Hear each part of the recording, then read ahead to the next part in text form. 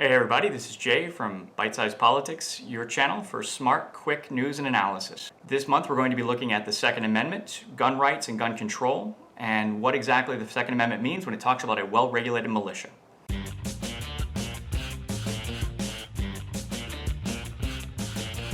I'm wide awake, but you're a nightmare. First, let's look at the actual text of the Second Amendment. It says, a well-regulated militia being necessary to the security of a free state, the right of the people to keep and bear arms shall not be infringed. You'll often hear that the constitutional authors had in mind just the National Guard when they wrote the well-regulated militia phrase. But there's a really big problem with that. The National Guard wasn't created until 1903. But on the other hand, the Second Amendment came into force in 1791, 112 years earlier. So it can't mean the National Guard. So what was the militia at the time of the Second Amendment? There's really no mystery. Congress, the year after it passes the Second Amendment, it actually passed two militia acts, the Militia Acts of 1792.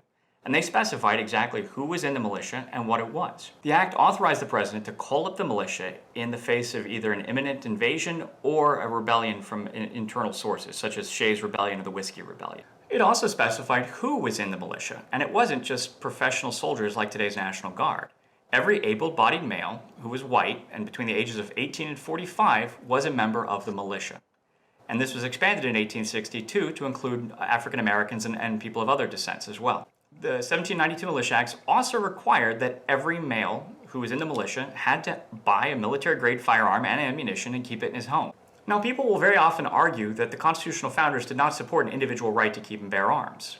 And just ponder that for a second. So the same people who in 1791 passed the Second Amendment, in 1792 pass a law that says that every white male in the country is a member of the militia, which is the majority of men at the time, and that they are supposed to keep and bear an arm in their house.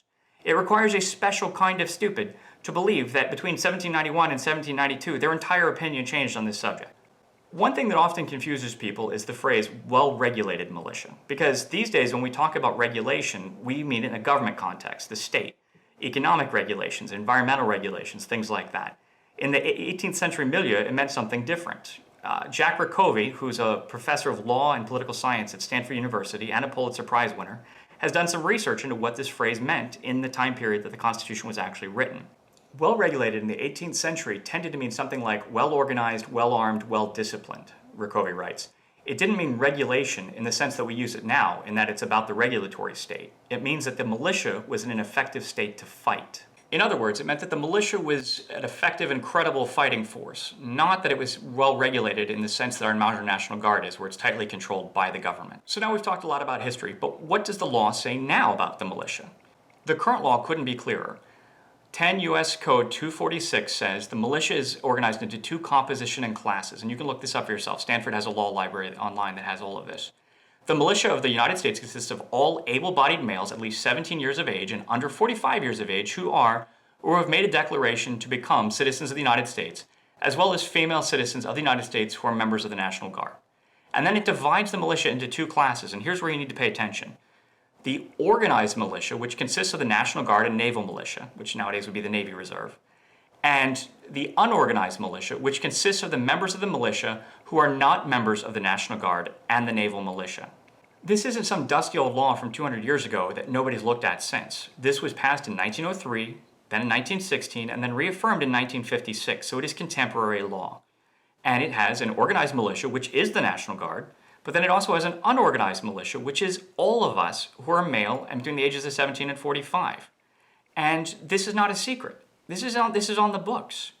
Anybody who tries to tell you otherwise is spinning you, or they're just outright lying or uninformed. As we'll see in our next video, the Founding Fathers saw three roles for the militia. One was to protect America's borders, two was to put down dangerous rebellions, and three was to prevent the federal government from becoming tyrannical. Because if you remember in the historical context of the time, you have all of these independent states who have now come together to form a more perfect union. And they were very afraid that the central government was going to be repressive. Now, do I think that the United States is in imminent danger of being invaded by Russia or China or anyone else right now? No, of course not. And do I think that we're in danger of a dictatorship in America in any kind of foreseeable future? Not at all. I am not wearing a tinfoil hat, and I don't believe in low-flying black helicopter conspiracies. As a matter of fact, conspiracy theories drive me crazy. What I am, however, is a guy with a master's degree in history and a good sense of how fragile freedom really is and how rare true periods of freedom are in history. The United States has been around for 200 years, and God willing, it'll be around for another 200 years. And we don't know what those 200 years will hold. And what I want is for there to be a credible militia to defend our nation's freedoms. Now, people tend to scoff at the idea that a guy with a rifle is a credible threat against a modern army like ours. We have drones, we have fighter planes, we have aircraft carriers, we have satellites, and all sorts of military technology. So what good is a armed insurgency? Well, I don't know. Let's ask Hibutullah Akhundzada. Yeah, because see, the Taliban in the 20th century kicked the crap out of the Soviets, who were a superpower, with a lightly armed force consisting of mainly guys with rifles.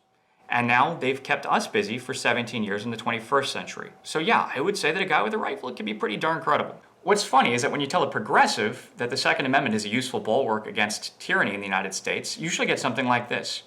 Oh, that's so ridiculous. This is America, it can't happen here. And then 30 seconds later, they're screaming at the sky and saying, Trump is literally Hitler. We are so totally living in the Handmaid's Tale, and this is a post-apocalyptic dystopia now that the 2016 election has happened. Intellectual consistency. It's not for everyone. So to wrap things up, when the Constitution talks about a well-regulated militia, they're talking in part about the National Guard, but they're also talking about the unorganized militia, which is you and I, as free citizens of the United States. We have a right to keep and bear arms. Next week, we're going to look at the Founding Fathers and some of their quotes and see what exactly it was that they intended for the Second Amendment to mean. I'll look forward to talking to you then. And if you enjoyed the video, please like and subscribe, and have a great week.